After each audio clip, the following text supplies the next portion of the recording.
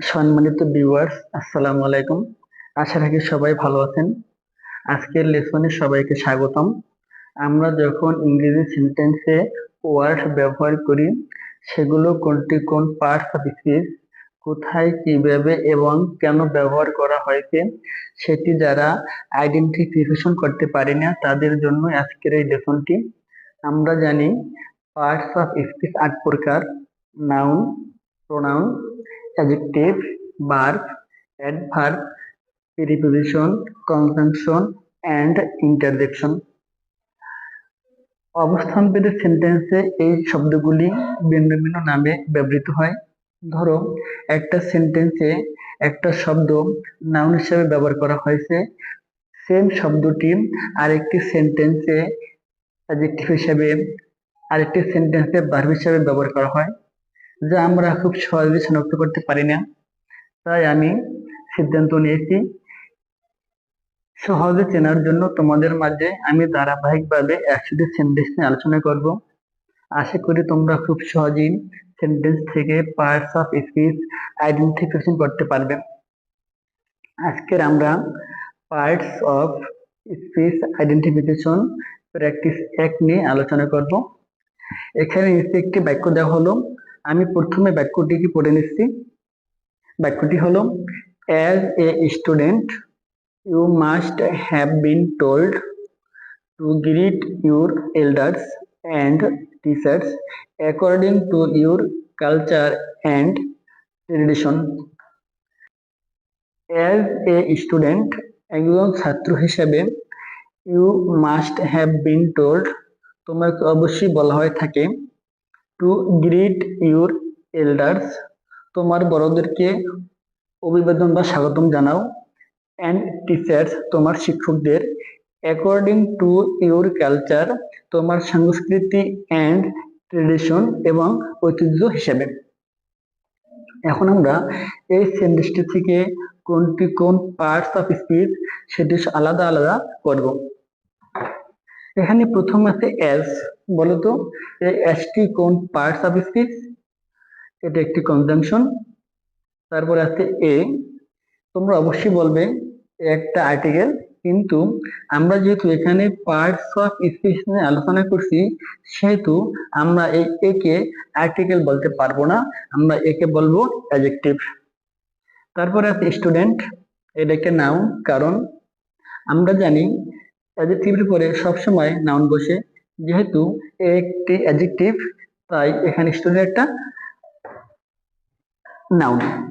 তারপরে ইউ, এখানে ইউ হলো প্রোনাউন, আবার ইউকে বলা হয় সাবজেক্ট, এখানে ইউ হলো প্রোনাউন।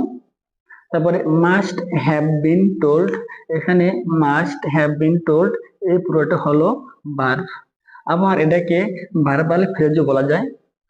আবার মাস্ট হ্যাভ বিন এটাকে বলা হয় সাহায্যকারী ভার্ব। আর এখানে টোল্ড হলো মেইন ভার্ব, টেল থেকে টোল্ড, এটা ভার্বের 3 নং। তারপর টু, তোমরা বলো তো এখানে টু হবে কোন পার্টস অফ স্পিচ? অবশ্যই বলবা যে এটা একটা প্রিপোজিশন, কিন্তু না, এখানে এই টু প্রিপোজিশন নয়, কারণ এখানে টু যদি প্রিপোজিশন হয়, সেক্ষেত্রে টু এর পরে একটা অবজেক্ট থাকতে হবে, নাউন বা প্রোনাউন। টু এর পরে যদি কোনো অবজেক্ট না থাকে, তাহলে সেই টুকে আমরা প্রিপোজিশন বলতে পারবো না। টু এর পরে যদি ভার্ব থাকে, সেক্ষেত্রে আমরা এই টুকে বলতে পারবো কনজাংশন। আবার টু গ্রিট, টু গ্রিট এটাকে বলা হয় ইনফিনিটিভ।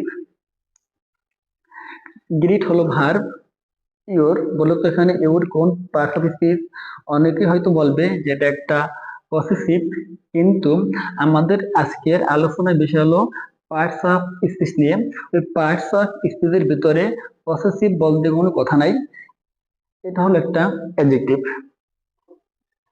তারপরে এল্ডার্স, নাউন, আমরা জানি অ্যাডজেক্টিভের পরে সবসময় নাউন বসে, তাই এল্ডার্স একটা নাউন।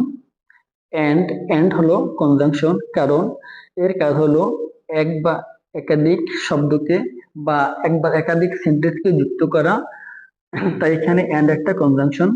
তারপরে টিচার, এখানে টিচার্স হলো নাউন, কারণ এন্ডের আগে যেই পার্টস অফ স্পিচ বসবে, এন্ডের এন্ডের পরেও সে একই ধরনের পার্টস অফ স্পিচ বসাতে হবে।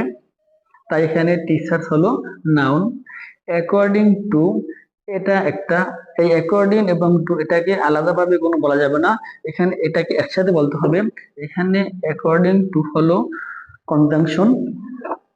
তারপরে ইওর, এখানে ইওর হলো তোমার অ্যাডজেক্টিভ, কারণ তারপরে কি আছে নাউন, আমরা জানি নাউনের পূর্বে বসে অ্যাডজেক্টিভ।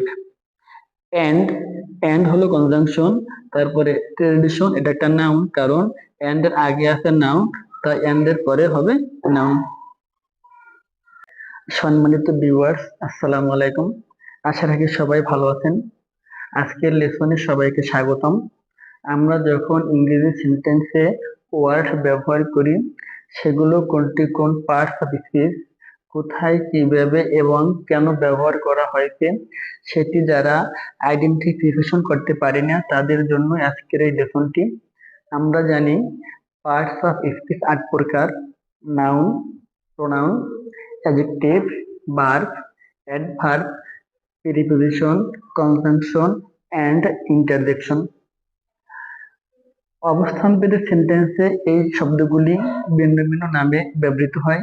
ধরো, একটা সেন্টেন্সে একটা শব্দ নাউন হিসেবে ব্যবহার করা হয়েছে, সেম শব্দটি আরেকটি সেন্টেন্সে অ্যাডজেক্টিভ হিসেবে, আরেকটি সেন্টেন্সে ভার্ব হিসেবে ব্যবহার করা হয়, যা আমরা খুব সহজে শনাক্ত করতে পারি না। তাই আমি সিদ্ধান্ত নিয়েছি সহজে চেনার জন্য তোমাদের মাঝে আমি ধারাবাহিকভাবে 100টি সেন্টেন্স নিয়ে আলোচনা করব।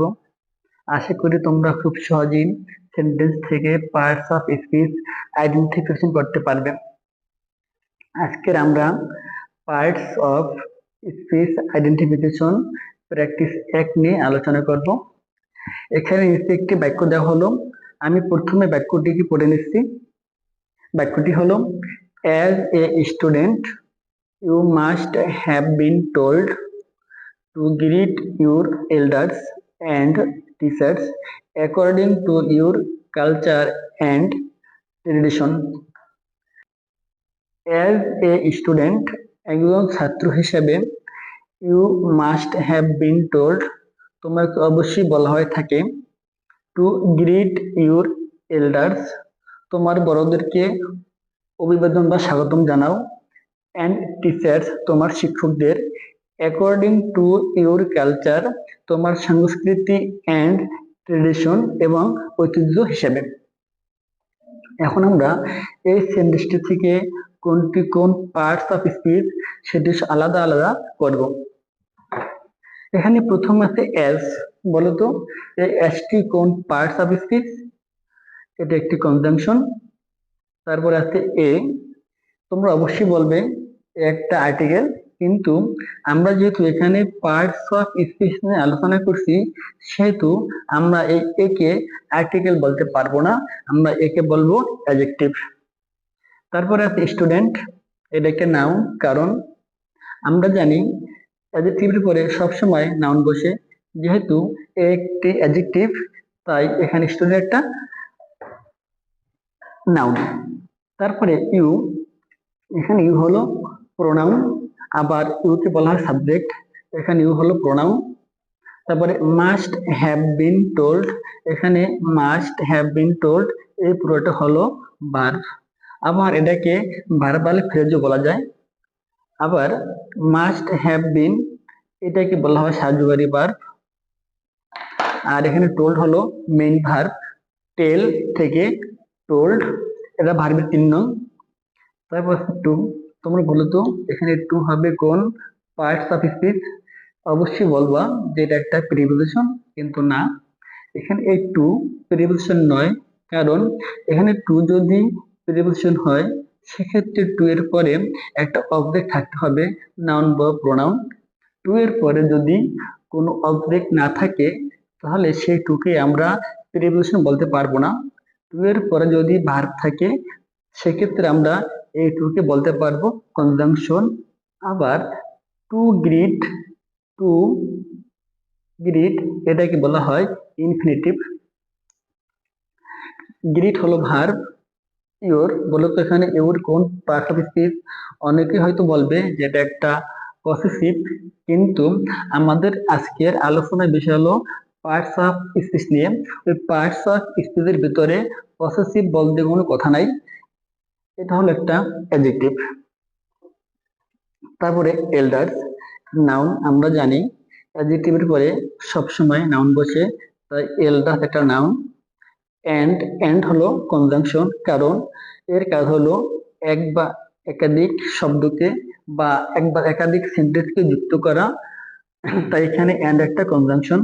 তারপরে টিচার, এখানে টিচার্স হলো নাউন, কারণ এন্ড এর আগে যেই পার্টস অফ স্পিচ বসবে, এন্ড এর পরেও সে একই ধরনের পার্টস অফ স্পিচ বসাতে হবে, তাই এখানে টিচার্স হলো নাউন। অ্যাকর্ডিং টু, এটা একটা, এই অ্যাকর্ডিং এবং টু এটাকে আলাদাভাবে কোনো বলা যাবে না, এখানে এটাকে একসাথে বলতে হবে। এখানে অ্যাকর্ডিং টু হলো কনজাংশন। তারপরে ইওর, এখানে ইওর হলো তোমার অ্যাডজেক্টিভ, কারণ তারপরে কি আছে নাউন, আমরা জানি নাউনের পূর্বে বসে অ্যাডজেক্টিভ। এন্ড, এন্ড হলো কনজাংশন। তারপরে ট্রেডিশন, এটা একটা নাউন, কারণ এন্ড এর আগে আছে নাউন, তাই এন্ড এর পরে হবে নাউন।